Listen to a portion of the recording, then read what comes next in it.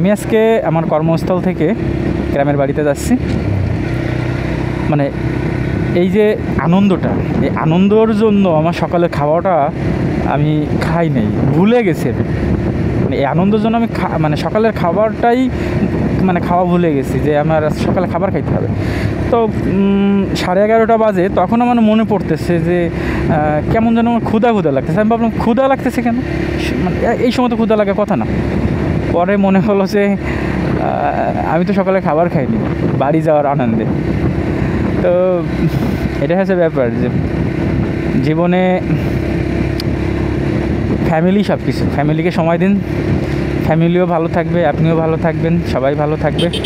কী ব্যাপারে গাড়িটা মাঝ বরাবর যাচ্ছে কেন? হেভি লোড গাড়িটাতে।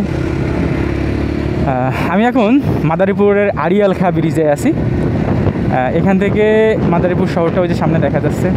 আমার কাছে বেশ ভালো লাগে মাদারীপুর শহরটা, বেশ ভালো। এখানে অনেক মানে ডেভেলপ হয়েছে, মানে সময়ের সাথে সাথে তো হয় সব জায়গায় ডেভেলপ, বাট এখানে একটু অন্যরকম একটা ব্যাপার।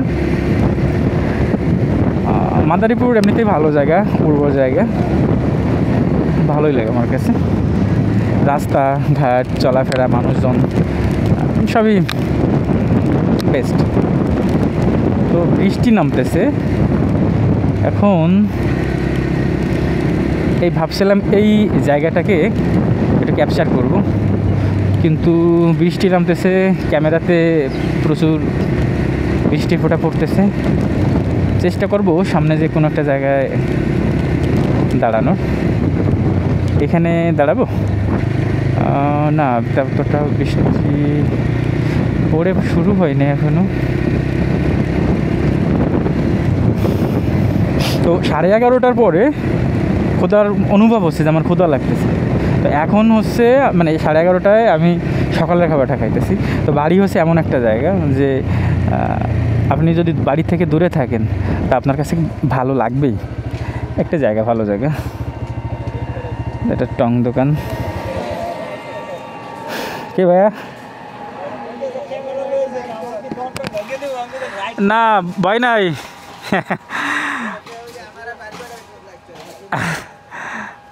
দেখা দেবো তাই?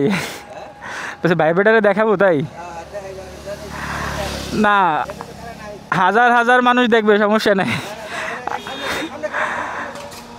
সবাইকে দেখবে, এটা কোনো ব্যাপার না। না ভদ্রলোক তো ভালো তো। না ভদ্রলোক একটু স্মোকিং করতেছে, তার মধ্যে একটু বিরক্ত করলেন। হ্যাঁ ভাই, ঠিক আছে।